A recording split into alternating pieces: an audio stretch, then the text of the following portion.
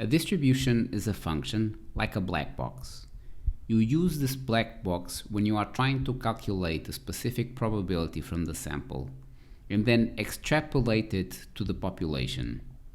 We say that our x variable follows that specific distribution. We input the required values into the distribution and assign the output to our variable. Remember that we are not doing everything from the ground up. Statisticians before already came up with tools that can help you solve the problem you want the answer for. So the key here, first and foremost, is knowing which problem you have so you can choose the correct tool and compute the result. There are distributions available to calculate discrete and continuous experiments. We will go through these one by one in a bit.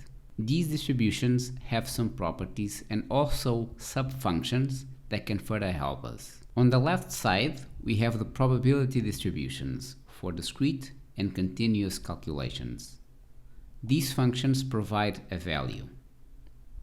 If we are dealing with a discrete distribution, we call it a probability mass function. If we are dealing with a continuous distribution, we call it a probability density function. On the right side, for both types of distributions, continuous or discrete, we have a cumulative distribution function.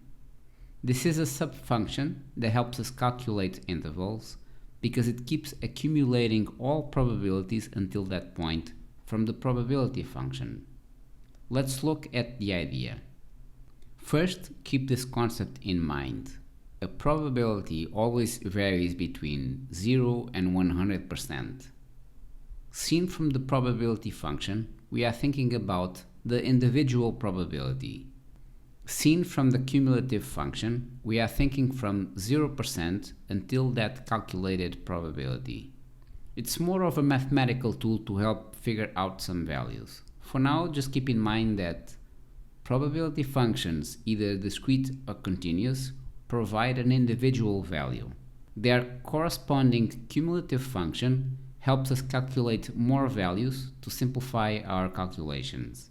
Mathematically, to go from the PMF to the CDF, we use summation because we are dealing with discrete value experiments, like choosing a red marble out of a bag with 10. To go from a PDF to the CDF, we use integration because we are dealing with continuous value experiments, like temperatures. We talked about distributions as black boxes that output a specific result as a solution. All distributions are functions. A function receives inputs. All probability distributions receive inputs like n, number of trials, x, number of successes, p, the probability of success, and more. Different distributions receive different inputs. This varies more with continuous distributions, as we are about to see. All distributions also have internal properties like mean, variance, and more, and in some instances we can do operations with different distributions.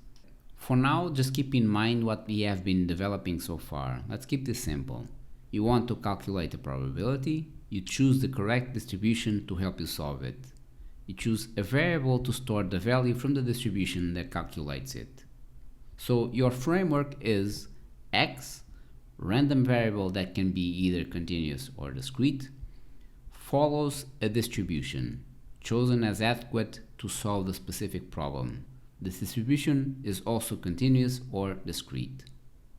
The distribution will receive inputs and will output a probability. X, your variable, stores this value so you can get your answer to the problem. You also have the corresponding cumulative distribution function if you need additional calculations. This is important, keep this in mind. I'll show you examples on how the cumulative function works later on.